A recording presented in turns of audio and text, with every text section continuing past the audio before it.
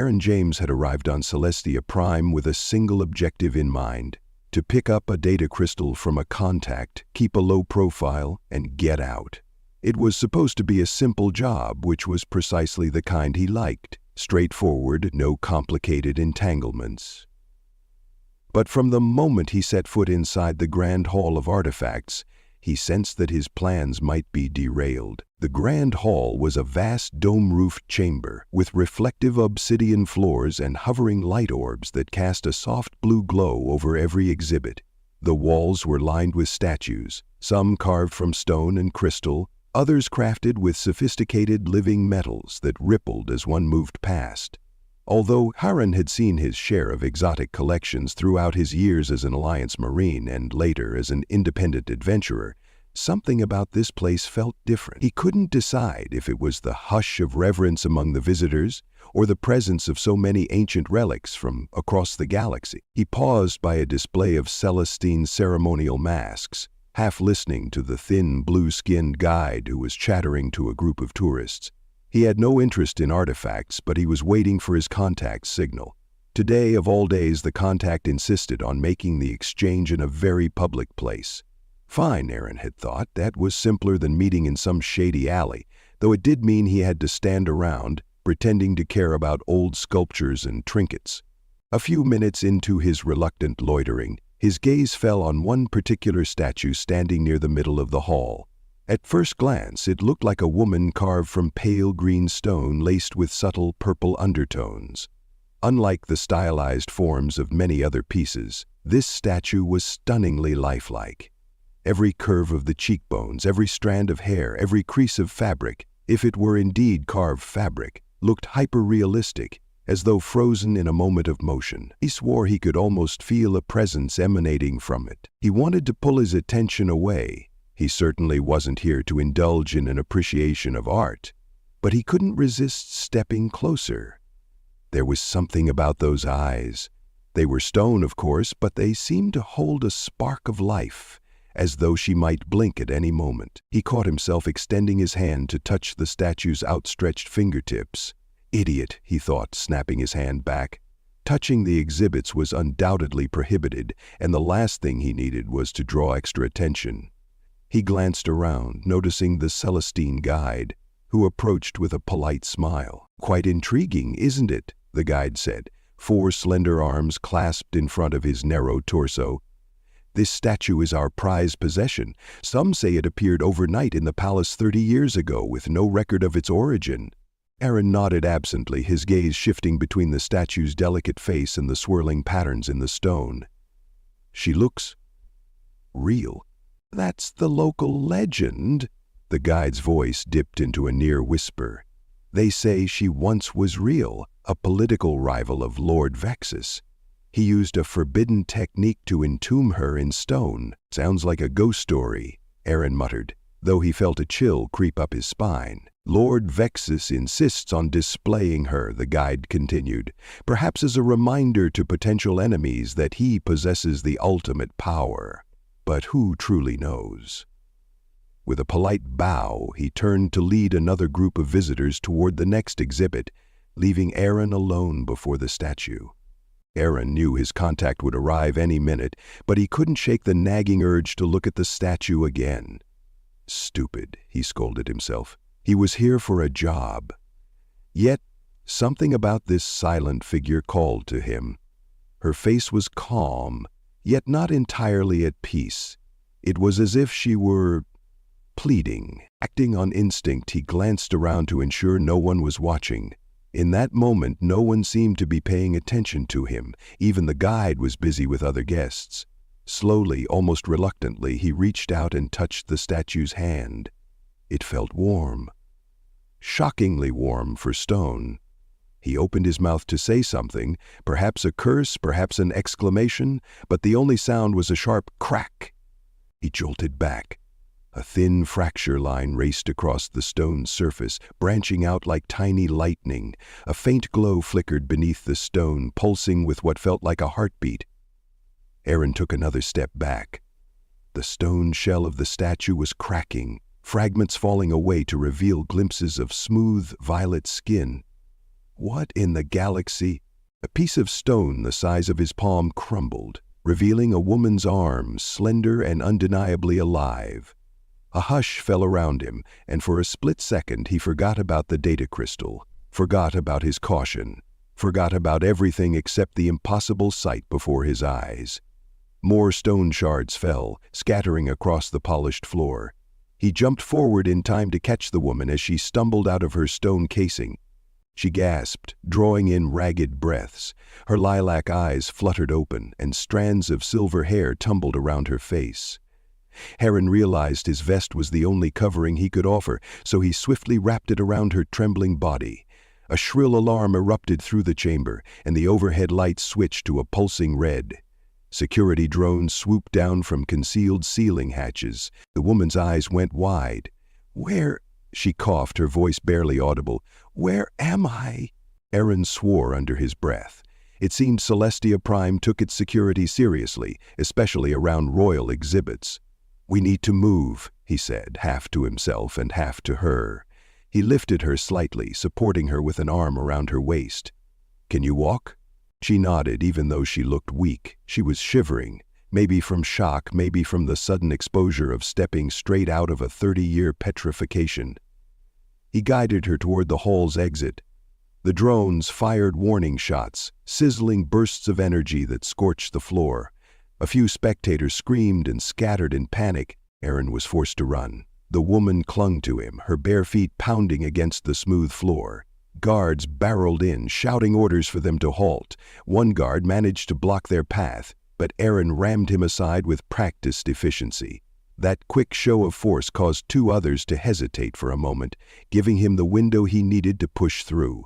They burst out of the grand hall into one of the palace corridors. The contrast was jarring.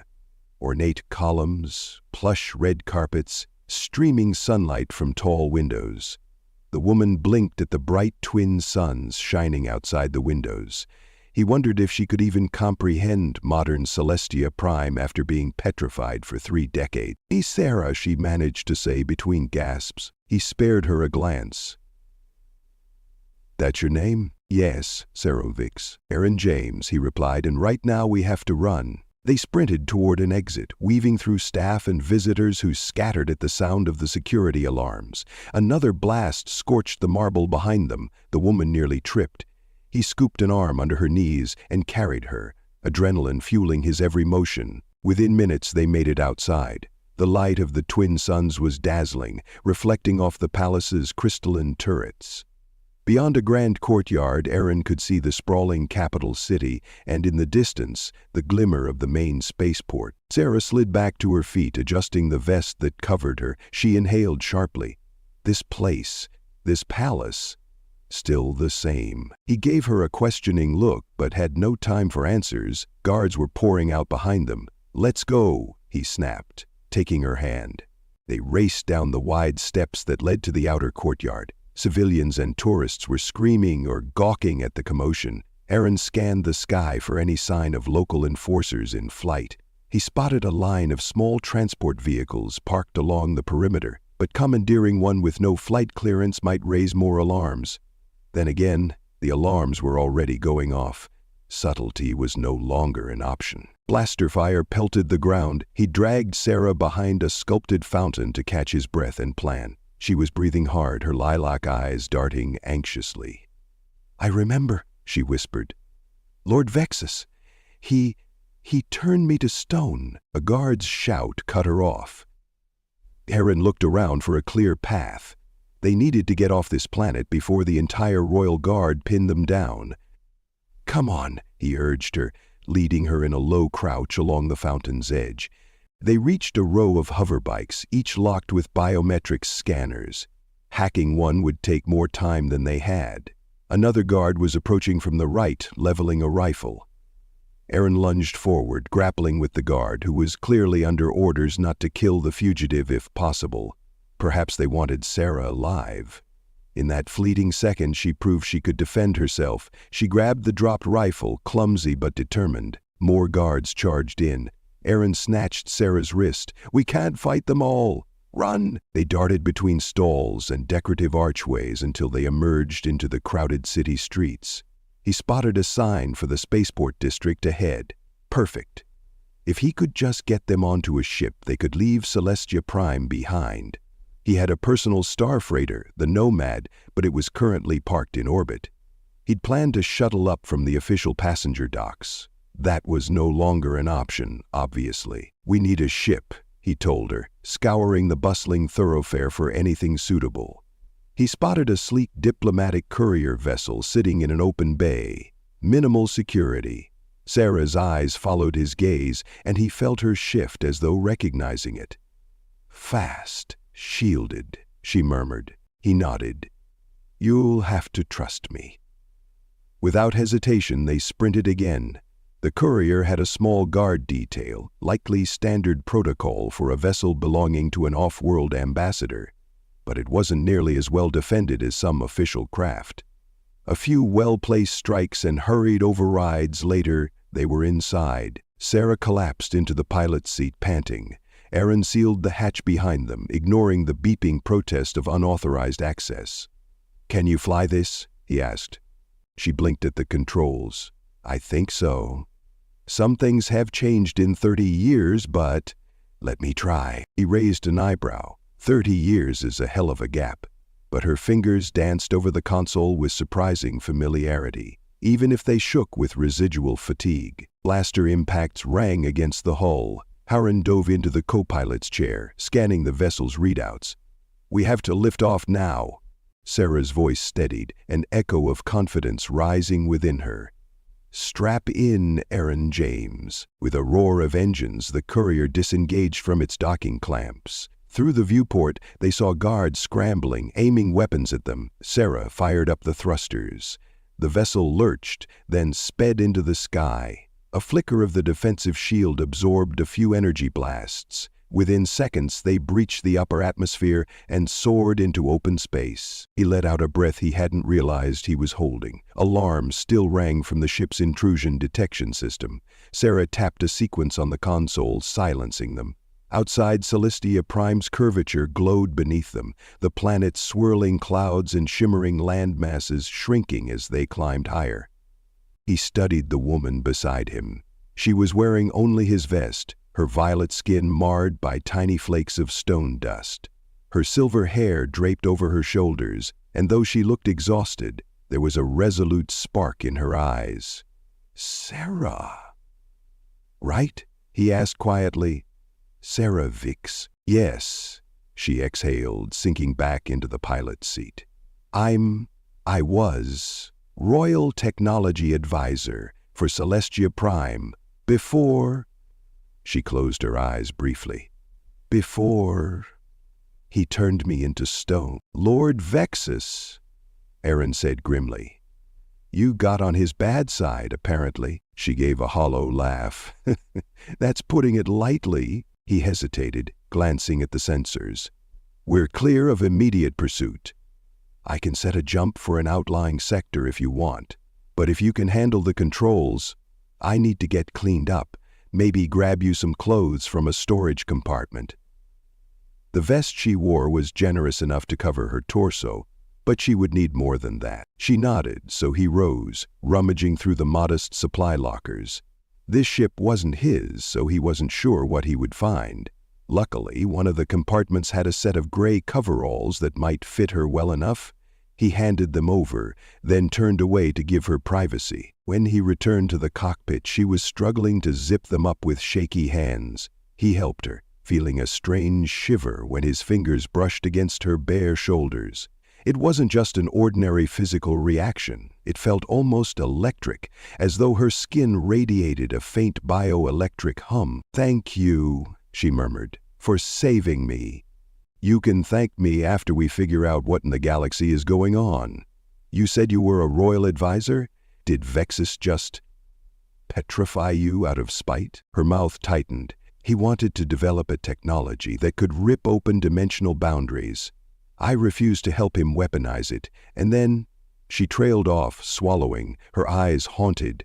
"I was made into a statue, a living prison, fully conscious, yet unable to move or speak."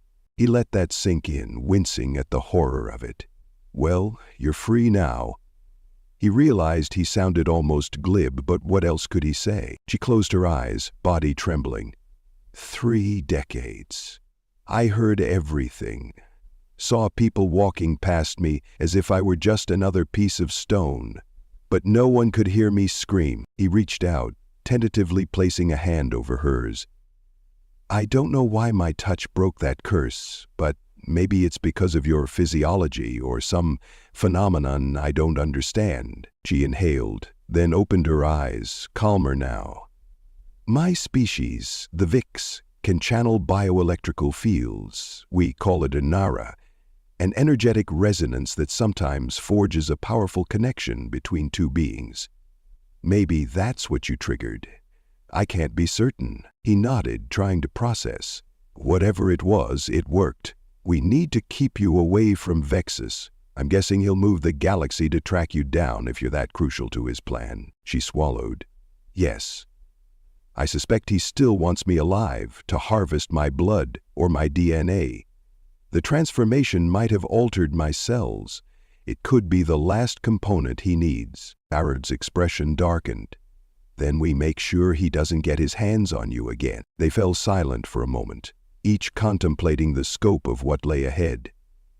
Sarah rubbed her face, then said softly, "Where are we going?" The Nomad, my ship, is in orbit above Gamma 3 station. I left it there planning to return after a small job on Celestia Prime. We can link up with it, then get the hell out of this system. That's good, she said.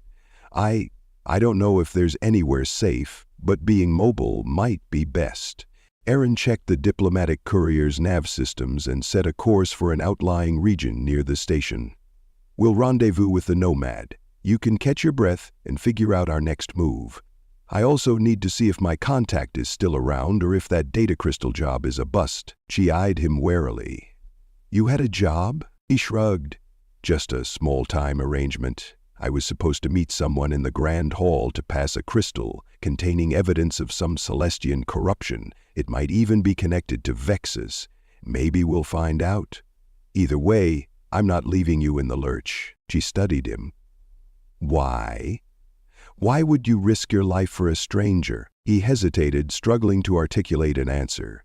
Because you were in danger, and maybe because I've seen enough cruelty in my life to want to do something about it. A flicker of gratitude crossed her features. Thank you. He looked away, feeling a twinge of awkwardness at the sincerity in her gaze. Let's focus on staying alive. They made the jump to the orbital zone. The diplomatic vessel handled smoothly under Sarah's control, though she admitted the current interface was more advanced than what she remembered.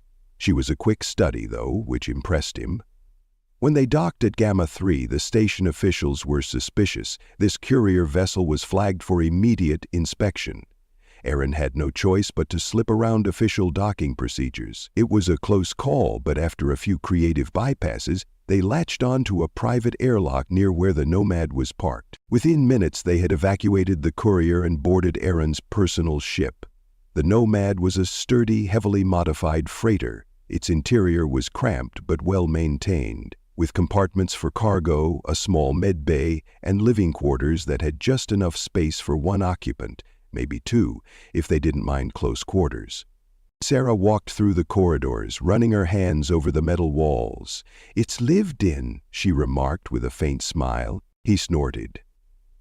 I've spent the last few years out here. It's my home more than any planet. Make yourself comfortable.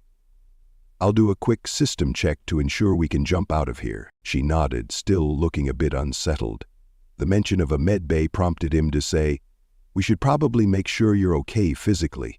I'm no doctor, but the Nomad's got some basic diagnostic gear, she agreed. In the med bay, she sat on a narrow bed while Aaron hovered over the console. The scanners beeped as they measured her vitals. He glanced at the readouts. Your vitals are unusual but not alarming. Your heart rate is higher than standard human, but if your species is VIX, that's to be expected. The machine just doesn't have the reference data for your physiology. She touched a fading patch of stone on her forearm. My body is still adjusting. It's so strange to feel everything again. Air, fabric, warmth. He gently brushed aside the last dusty flakes near her shoulder. She shivered. perhaps from the memory or from the unexpected sensation of his touch. "Does it hurt?" She shook her head. "No pain, more like tingling. It's as though every nerve is waking up."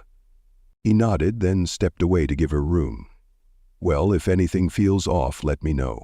I might be able to scrounge up a better dock in neutral space. Maybe at Outpost Helios. That's not too far from here." She let out a shaky breath. "Yes, Helios? That might be good. I need time and space to remember everything. 30 years is a lot to catch up on." He sighed, powering down the scanner.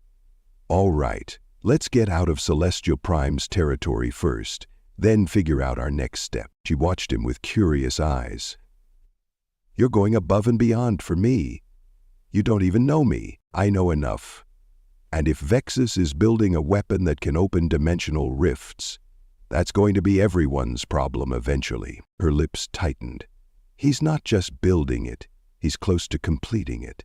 If I recall correctly, it's called the Nexus Key, a ring-like device that tears holes through reality." He made a low whistle. "That's the kind of thing the Alliance will want to stop, if they believe the threat is real." Sarah exhaled.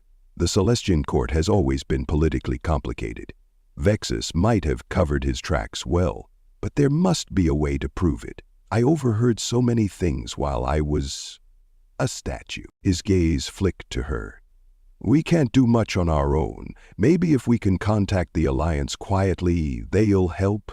But they usually don't step in on local politics unless they see direct harm to their interests." She nodded.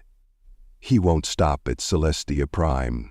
If he's capable of opening dimensional breaches, no planet is safe. All right, we'll head to Outpost Helios, lay low, gather what intel we can. Then we'll figure out how to bring the Alliance into this, or at least how to sabotage Vexus's plan." In a short while, the Nomad was in open space, leaving Gamma 3 Station behind. Aaron initiated a faster-than-light sequence to get them out of the immediate Celestian jurisdiction. Once the stars elongated into shimmering lines through the cockpit windows, they finally relaxed. For now, they were safe. He watched her from the pilot's seat, noticing how she stared at the swirling star field. He could only imagine what it must be like, waking after 3 decades, finding your world changed. "Hey," he said softly, "why don't you get some rest?" "There's a sleeping berth in the back. I'll handle the ship." She turned to him, eyes reflecting the hyperspace glow. "I haven't slept in 30 years. He grimaced sympathetically. "Yeah, try to rest. We have a day or so before we reach Helios. I'll stay on watch." With a nod, she stood and headed aft. Her footsteps were soft, and though she tried to maintain composure, he could sense her underlying anxiety. He leaned back in his seat with a sigh. The day had taken a bizarre turn he never could have predicted. He was about to close his eyes when the comm unit chimed. A faint, coded signal from someone. His contact? Possibly. He flicked a switch and read the encryption. It was from Commander Holt, an old acquaintance of his from the Alliance Navy. The message was terse. "I have intel you'll want, especially if you're involved in Celestia Prime. Be careful. Kronos Guild bounty hunters are already mobilizing." Aaron cursed quietly. That meant Vexus had wasted no time putting a bounty on Sarah and by extension him. The Kronos Guild was known for its relentless pursuit of targets. They'd stop at nothing if the price was right. He couldn't let them catch Sarah. This mission, or whatever it was, had become more personal than any job he'd taken in a long time. He decided to respond with a brief acknowledgement, telling Holt he'd be in contact soon, likely from Helios. Then he turned off the comm and ran a hand over his shaved head, feeling the old scar on his cheek tighten. One day at a time, he told himself, letting the star lines lull him into a guarded doze. When Sarah emerged hours later, looking slightly more rested, they began to piece together a plan. She told him about the dimensional technology Vexus had coveted, and how her research on transdimensional energy had been twisted into a weapon. Aaron shared that the Alliance might help, but only if they had indisputable proof.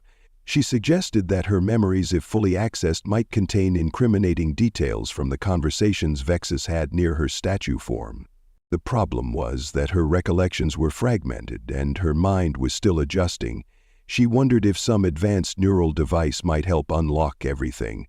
Aaron recalled that Outpost Helios was known for black market tech traders. Perhaps they could find what they needed there. They dropped out of FTL near the Helios sector. Outpost Helios was an aging metal ring station orbiting a modest red dwarf star. It was a hub of shady deals, questionable characters, and valuable contraband from all over the galaxy. Exactly the kind of place Aaron had spent years drifting through. The docking procedures were straightforward enough, though Sarah pulled up the hood of a borrowed jacket to avoid prying eyes. They found themselves stepping into a hectic concourse lined with rickety stalls and neon signs. Haggard travelers, sly merchants, and insectoid droids scuttled about, trading everything from exotic pets to unlicensed weapon mods. Aaron purchased a full set of clothes for Sarah, something more dignified than the gray coveralls.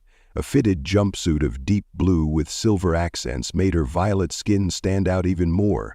She seemed appreciative, though the constant swirl of crowds made her uneasy. She gripped Aaron's arm tightly. They came upon a booth specializing in neural tech. The merchant, a six-armed insectoid with large compound eyes, proudly displayed memory extractors and psychometric resonators. Sarah froze at the sight of one device, a sleek silver band with embedded sensors. "It's Vic's design," she whispered. "I can tell by the inscriptions and the energy nodes." Aaron leaned in. "Could it help you unlock your memories?" She nodded, her voice tense. "Yes. If it's the real deal, I can interface with it to recover everything I heard while I was stoned." The merchant, sensing interest, clicked excitedly. "Rare tech, from an abandoned Vic's research vessel. Very expensive." Aaron was about to negotiate when a sudden hush swept through the concourse. Security officers wearing the outpost insignia were moving in tandem with a tall figure clad in chrome armor. Aaron recognized the silhouette, a chrono-skilled bounty hunter. "Damn," he whispered. "They're here for us." He shot a glance at Sarah. "We need to move." She nodded, knuckles white. "But I need that device." He clenched his teeth. "Fine, wait for my signal." In a maneuver as old as time, they orchestrated a diversion. While Sarah circled behind the merchant stall, Aaron haggled loudly, drawing attention.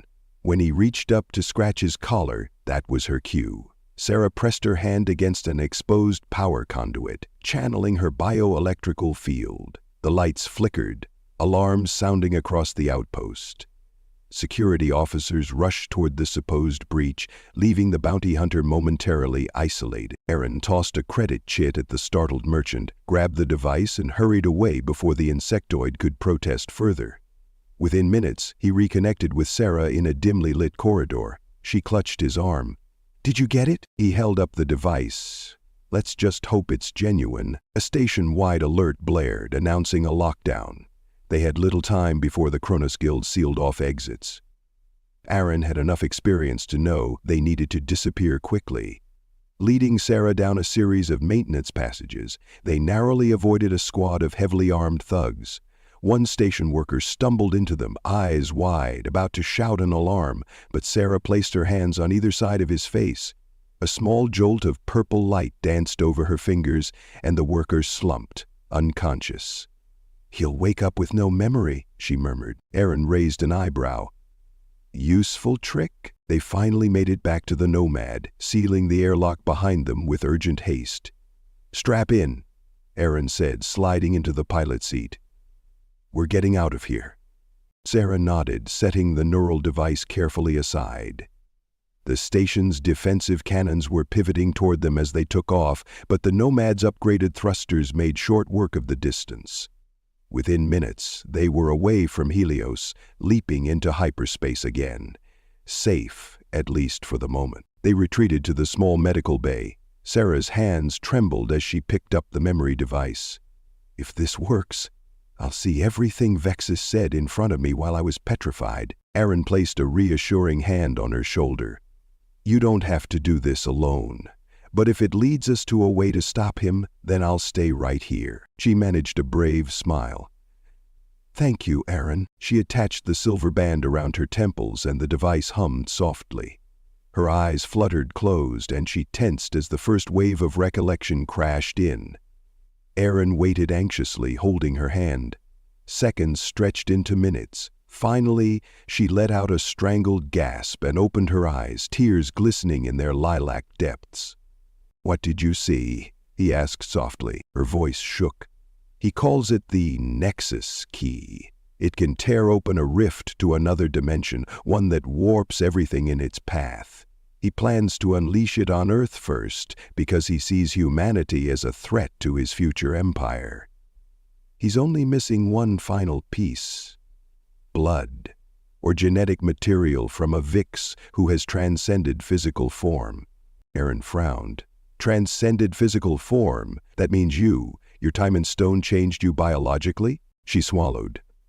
Yes. He must have realized after he petrified me that I was the perfect catalyst for his device. That's why he never destroyed me. He just kept me on display until he was ready to harvest what he needed. The notion made Aaron's stomach turn with disgust. He's insane. She looked down at their joined hands. He's powerful, cunning, and now that I'm free, he'll be more dangerous than ever. He'll try to recapture me. Aaron squeezed her hand. Over my dead body. Her eyes, still brimming with tears, met his. Thank you, she whispered. No one has fought for me like this before. He nodded, feeling that odd electric warmth between them again. It was more than mere attraction. It was as if their energies were aligning in a way he had never experienced. Sarah said her people called it Inara. He could almost feel the in the air when they touched. They spent the next few hours discussing their next move. In the end, they agreed that they needed the Alliance's help. Commander Holt was the logical contact. After Aaron reached out on an encrypted channel, Holt responded with urgency. The commander insisted that the official Alliance stance was neutrality regarding Celestial Prime's internal issues.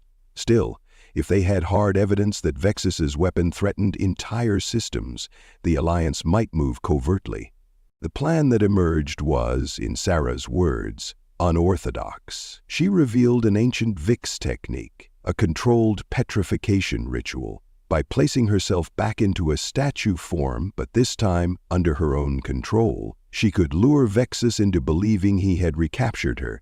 Then, while Vexus moved to retrieve her for the final step of his plan, Aaron and a small infiltration team could break into the research facility to sabotage the Nexus Key or gather proof. Aaron hated the idea. You just got free, he argued. Now you want to turn yourself back into stone? She touched his face gently. I have control this time.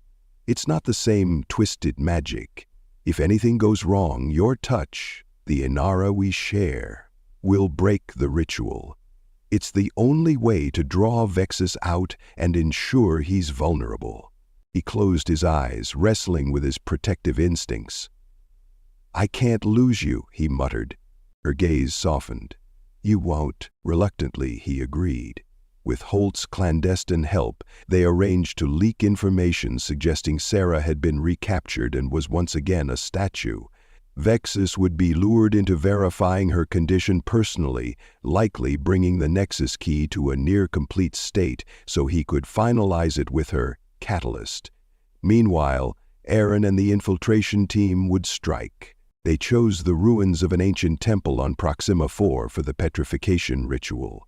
Sarah needed a place attuned to old Vix energies, somewhere far from prying eyes. Commander Holt's operatives guarded the perimeter while Sarah meticulously arranged glowing symbols on the temple floor. Aaron felt his heart pound as she stripped off her clothes, stepping into the circle of runes. The starlight trickled through the collapsed dome overhead, illuminating her violet skin.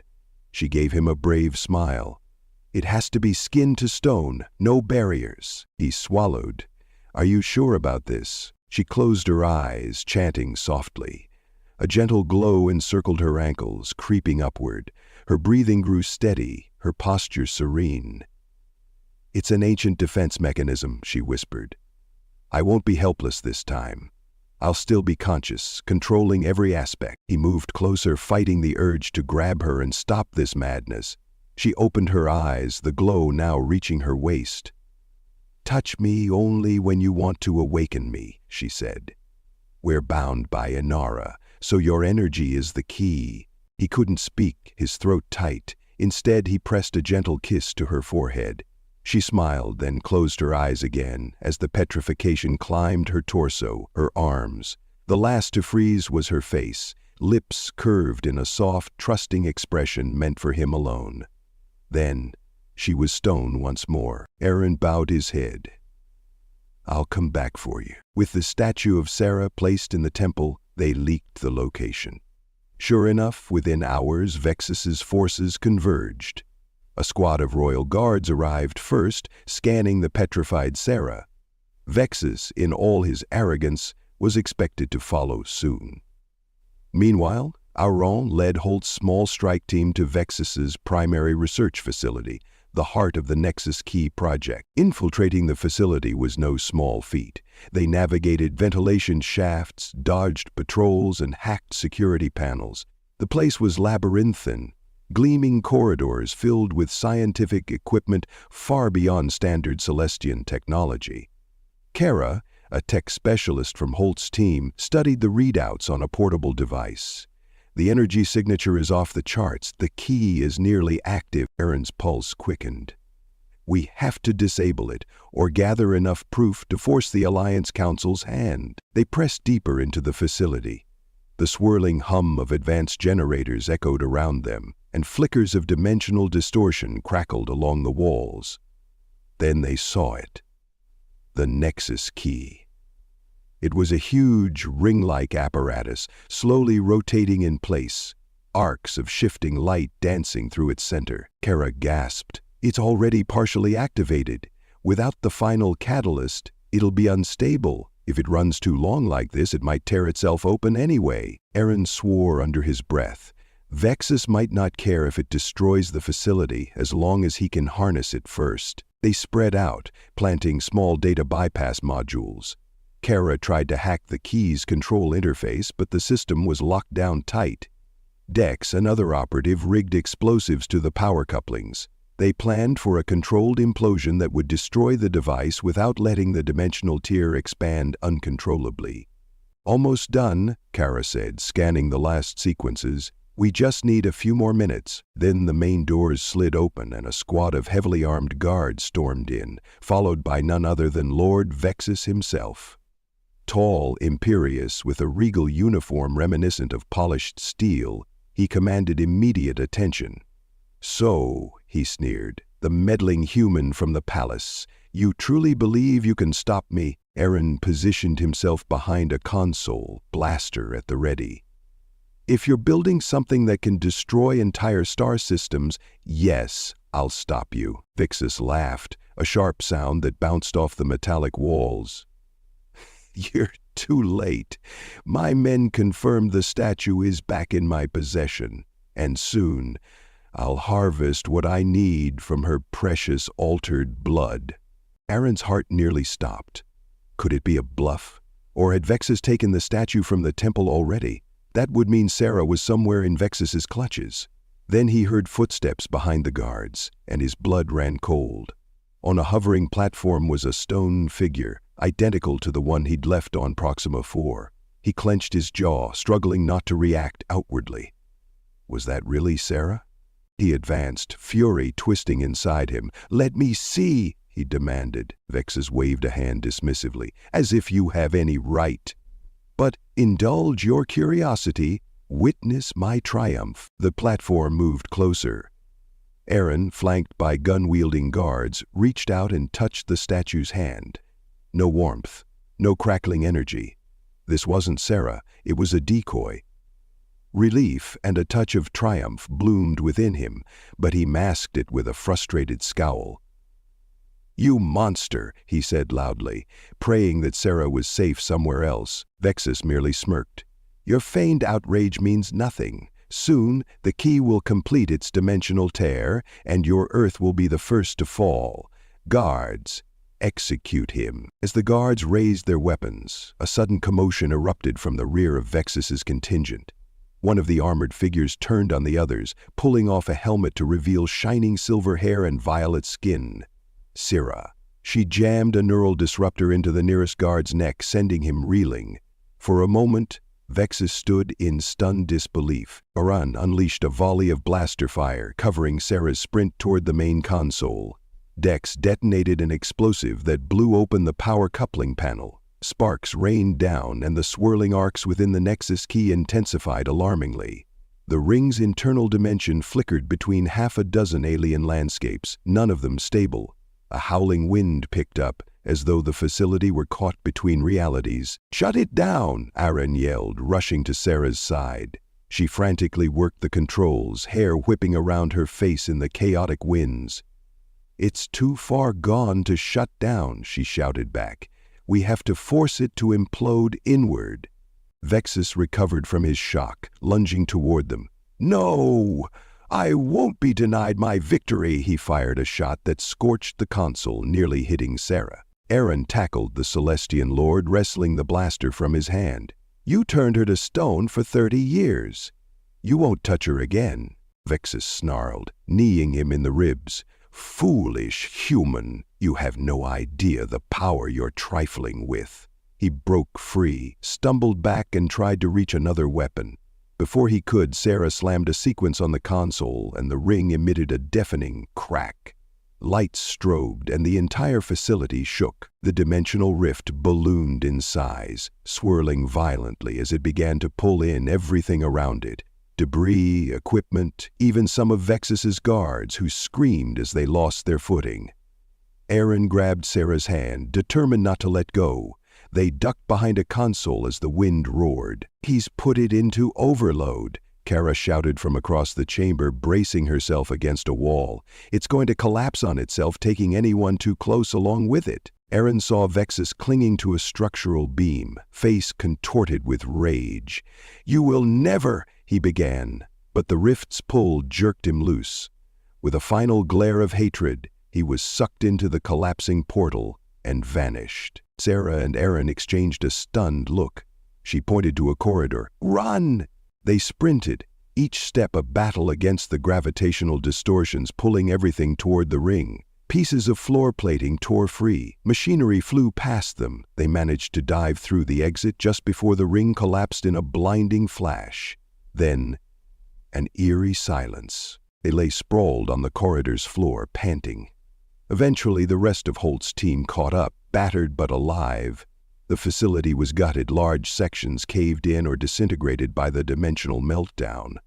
But the Nexus key was gone, and Vexus with it. Outside, emergency shuttles whisked them away before the entire compound collapsed. Once aboard a safe Alliance vessel, Sarah and Aran huddled in a corner, struggling to process what had happened. The threat was neutralized, the weapon destroyed. Lord Vexus had presumably perished in the chaos he unleashed. In the days that followed, the Alliance Council quietly acknowledged their actions. Officially, Celestia Prime's leadership went into disarray, with rumors that Vexus was missing or disgraced. Sarah was offered a position as an interspecies scientific advisor, since her knowledge of transdimensional physics was invaluable. Aran was praised for his heroism. Commander Holt even hinted at some honorary reinstatement if he wanted it. Sarah stood on the Nomad's deck, gazing at a beautiful ringed planet they were orbiting, an uninhabited world where they could take a brief respite. The galaxy seemed endless.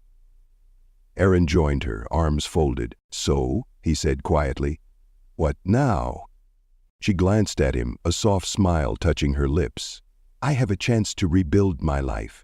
But I don't want to lose the one person I've come to trust." He felt that electric warmth again, the hum of Inara. "You won't lose me, Sarah. I meant it when I said I'd keep you safe." He hesitated. "If you want to work for the Alliance, I get it. They'll need your expertise." She leaned her head against his shoulder. "I might, eventually. But first, maybe I want to see the galaxy. Spend time living instead of being a silent observer." His chest tightened at her nearness. "Well, The Nomad is always open to a co-captain, someone who can keep me in check." She laughed softly. "You? I doubt anyone could keep you in check." They stood in companionable silence for a while, watching the distant stars. Then she slipped her arms around his waist, and he brushed a strand of silver hair from her face. When she looked up at him, her lilac eyes seemed to shine with possibility. "Kiss me," she whispered, and he did. The moment was tender but electric, a promise that bound them as surely as any oath. She pressed a palm to his chest, where his heart pounded, and he felt the gentle pulse of her own energy in return. They were two souls who had found each other against impossible odds. An ex-Marine wanderer and an alien girl who'd spent 30 years in silent captivity. When they finally parted, Sarah smiled. "I believe your people call this the beginning of something new?" He chuckled, brushing his thumb across her cheek. "My people usually make it more complicated, but yes, something new." They lingered there, letting the hush of space wrap around them. In the quiet, there was a sense of healing. Sarah was free, truly free from her stone prison.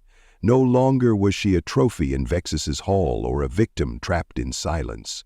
She could speak, move, and choose her path. And as for Aaron, he realized he no longer felt that old restlessness. For years he had drifted among the stars, taking whatever job came his way. Now he had found a connection stronger than any anchor. Sure, he'd keep taking risks. He was still an adventurer at heart, but he wouldn't be alone. He had someone who understood him, someone who matched his courage and fueled his better instincts. In the cockpit, the comm unit chimed. Commander Holt's voice crackled through. "James, Sarah, just confirming final data transfer. The Council has everything they need now. Give them time to sift through it, and maybe we can make sure no one ever tries a stunt like the Nexus key again." Aaron eased Sarah into the co-pilot seat, brushing his hand across hers. "Acknowledged, Commander. We're taking some well-deserved downtime." Holt's tone was lighter than usual. "Don't vanish for too long. The galaxy could use more people like you two." Holt out. Aaron switched off the comm. Sarah turned to him, an amused lift to her eyebrows. "We're heroes, apparently," he snorted. "Don't get used to it. The galaxy has a short memory." She laughed, that bright sound that made him smile every time. "Well, that's all right.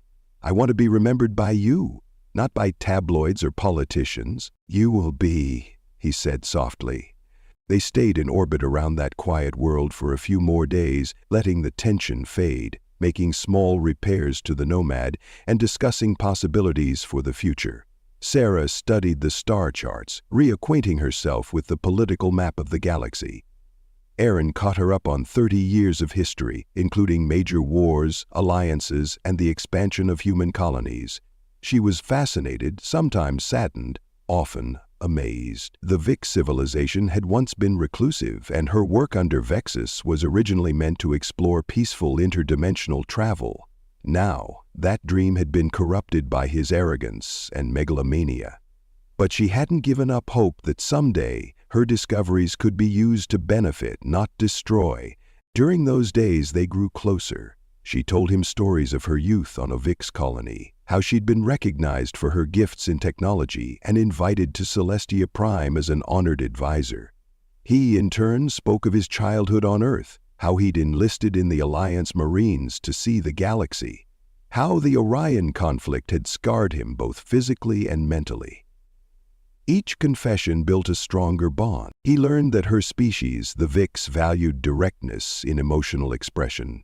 Dancing around attraction or affection was considered inefficient. That explained why she was so fearless in telling him what she felt. At first, it caught him off guard. He was used to more subtle or awkward human customs. But there was something liberating about it, too. On the final evening before they left orbit, they stood on the ship's modest observation deck, which was really just a small alcove with a panoramic window. Sarah took his hand and placed it over her heart. "Aaron, where I'm from, we call this an Aratal, a pledge between two energies that choose to stay intertwined. I know your species has different customs, but I'd like to share my tradition." He felt his breath hitch. "Sarah, you sure?" She smiled, eyes bright. I want you to know that I choose you freely after everything we've been through. I don't belong to anyone else's will anymore. This is a vow to walk beside you, or, in your terms, to fly among the stars with you." He let out a soft laugh, touched beyond words. "I've never been good with speeches, but I guess I can say, I've roamed the galaxy a while thinking I was free. But real freedom came when I found someone to care about. So yeah, I choose you too." They pressed their foreheads together, her silver hair brushing against his temples. He felt the gentle surge of that bioelectric connection, warming him from head to toe. It was more than romance or desire. It was a profound sense of safety and belonging. Eventually, the next day, they fired up the Nomad's engines. He plotted a course for a region beyond Celestia Prime's sphere of influence, a place where they could roam at their leisure or respond to Alliance calls if needed. The engines thrummed beneath their feet as they broke orbit, leaving the ringed planet behind. Sarah sat in the co-pilot's seat, one hand resting lightly on the console, the other laced with Aaron's fingers. "Ready? Ready," he said, and pushed the throttle forward. Stars streaked into lines outside the cockpit window.